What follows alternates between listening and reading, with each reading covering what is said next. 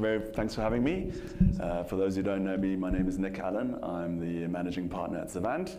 For those that don't know Savant, we are a hardware and deep tech innovation incubator and venture capital fund, working with deep tech science and engineering innovators from the very early stages of their commercialization journey all the way through to market and scale. See, we get a lot of great innovators coming through our door with deep tech innovations and maybe not so deep tech innovations. And one of the things we've really got to do is make a call on how deep their innovation and how deep their tech is. And it's a challenging task. You know, how do you work out? You know, you have this disparate range of opportunities coming through your door. You know, how do you make sure that the tech that you're working on is actually deep tech? So over years, we've developed the Savant patented deep tech analyzer. Deep tech is patented in 47 countries around the world. Bowmans will be happy to hear that. Combination of fluid mechanics and artificial intelligence. And when an opportunity comes to the door, we use our deep tech analyzer to plumb the depths of the technology and then we count the bubbles, and the more bubbles, and as you can see, that we also have an indicator of whether we're going to have a unicorn on our hands or not.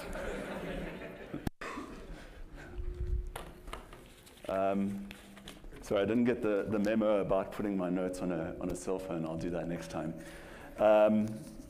So one of the questions that comes up time and again when we talk about deep tech is, what exactly is deep tech? And that question came up again this morning. What is deep tech? And I think it's very important that we do understand and do come to an agreement on what deep tech is, to know that we're talking about the same things. There are probably some deep tech people in the room today. Anybody want to have a stab at what deep tech is? What's deep tech in your world? Anybody? No takers? Oh, it's a bit disappointing. So from a Savant perspective, we see deep tech as a deep tech startup, one that is built on a deep understanding of science and engineering. These are innovators that have done a lot of work and a lot of research in very important science and engineering skills and technologies. These are often startups that are basing their technology on multiple different disciplines, and they're solving significant challenges. They're not solving, you know, dog walking apps, or even if they're connected to an AI, that doesn't fit the bill for us when it comes to deep tech. So why is deep tech important to us in Africa? Well, it's fairly obvious. There are a range of very significant challenges that we need to face and need to solve on the African continent and around the world. And the majority of the major challenges that we face are going to be solved through deep tech. A BCG report stated that startups solve, and there are plenty of SDGs that we need to solve on this continent. So with that in mind, where are we? What is the status quo? We're very fortunate from a Savant perspective to work with a number of deep tech startups. And just two examples of companies solving SDGs that we work with is Trailblazer Technology, using chemical engineering and process engineering to take acid mine drainage and turn it into agricultural water, and with the remainder turned into fertilizer. So you're taking a huge problem that the mines in South Africa and across the country are faced with, and turning it into a solution, which is a fantastic outcome. Another example is AID, who you'll hear from a little bit later.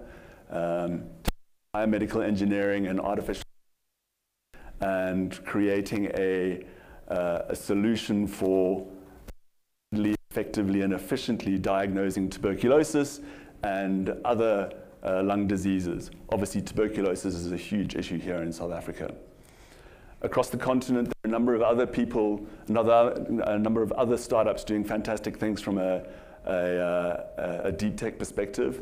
Some examples that we've looked at. RXall from Nigeria, using nano scanners, artificial intelligence, and cell phones to ensure that the drug quality of the pharmaceuticals that you're using is up to scratch, to make sure that the scourge of fake pharmaceuticals across the African continent is looked at. Yamachi Biotech from Ghana, using, and I've got to get this right, cutting-edge immunogenomics, bioinformatics, and artificial intelligence to accelerate cancer detection and cures. From Egypt, there's Proteina, using physics AI and molecular dynamics in drug discovery, and as mentioned previously, InstaDeep, the darling of African innovation at the moment, using its AI-powered decision-making for corporates to help companies like BioNTech accelerate their vaccine discovery. Most recently and most importantly, sold to BioNTech for $680 million. What a great story for the African continent and African innovation in total. From a country perspective, we see that deep tech is dominated by the usual big four in Africa: South Africa, Kenya, Egypt, and Nigeria being the biggest players, with unsurprisingly South Africa and Egypt with their very strong education and very strong tertiary education systems dominating. But we also see other pockets of excellence, particularly Tunisia and Ghana, as evidenced by Yamachi and InstaDeep. From a thematic perspective, most active deep tech areas, if we are to take away particularly those AI-specific companies, and there are a lot of AI companies that seem to think that they may be deep tech, it's probably a discussion to be had. If we leave out fintech and we leave out logistics, unsurprisingly, the deep tech innovations that dominate on the African continent are clean tech, ag tech, and health and biotech. Obviously, where there's startups, there's going to be funding, and VCs not far behind, particularly when you have $680 million exits available. And while the majority of deep tech investments on the continent are being done ad hoc by non-focused investors, i.e.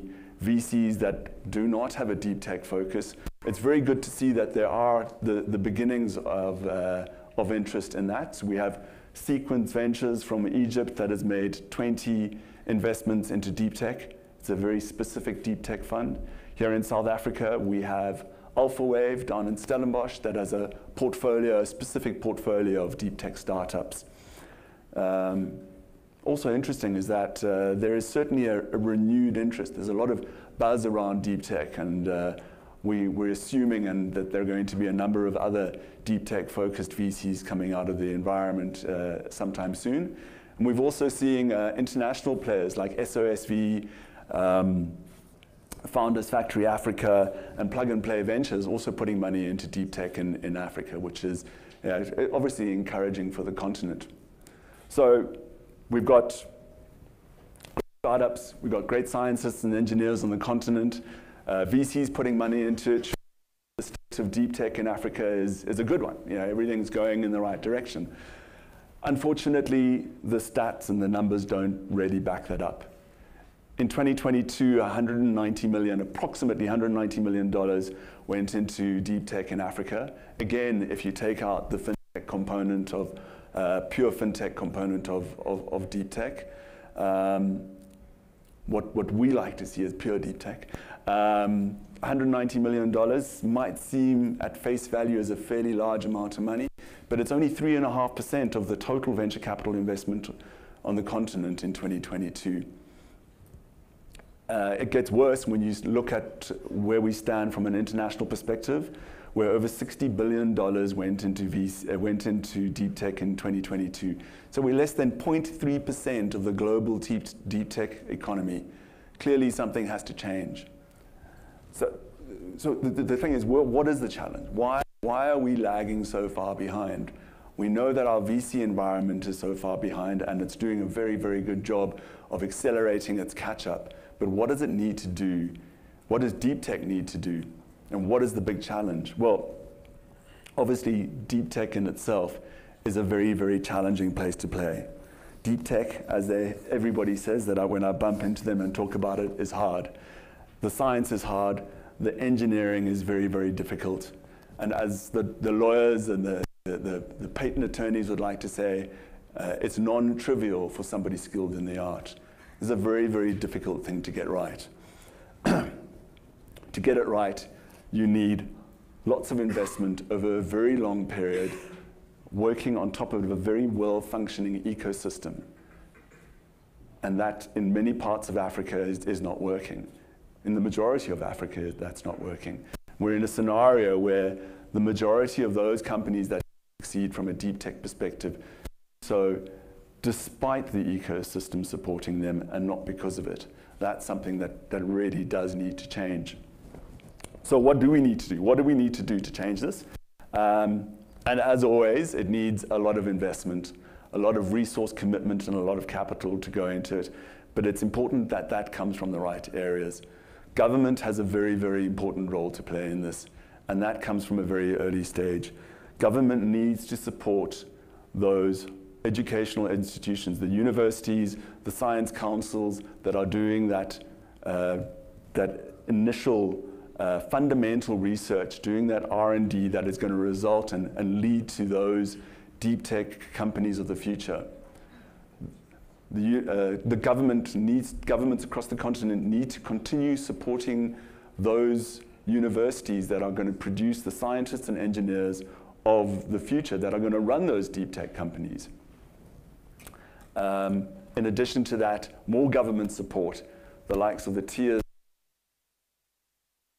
across the continent are needed to ensure that that ecosystem that is going to support them, those early stage fundings, those businesses, when they come out of that R&D period and go into commercialization, that those first checks that go into those businesses, these are typically far too early from a VC perspective. So government still has a role to play there. That's where the likes of Tia and Patrick come into the party. But that needs to be replicated across the continent. The next component is the support environment that those organizations play in. Those startups need to be supported properly. So incubators and accelerators across the continent need to be equipped, and we need to have more dedicated deep tech incubators and accelerators across the continent that have the skills, the know-how, the experience, and the capacity to support these early stage companies in their commercialization journey. Corporates have a very big role to play. Globally, $20 billion a year is invested through corporate venture capital into deep tech. This is something that we're really not seeing on the African continent, and that really does need to change. There are very few players beyond the likes of a Sibanye-Stillwater and one or two other players that are actually putting money into a very early stage in and we have to realize that deep tech is solving those challenges that are going to keep us awake for a long time. We have to put money, let's have to be putting money behind that.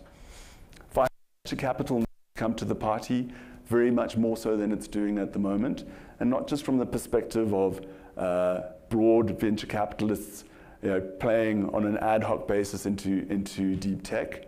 It's really important that we see more committed and focused deep tech investors across the continent, because that's where the success is really going to come from, that ability to understand and support those businesses to the better. Successful deep tech is a continental imperative.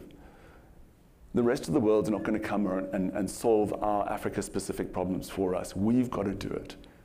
Let's go and do this together. Thanks, people.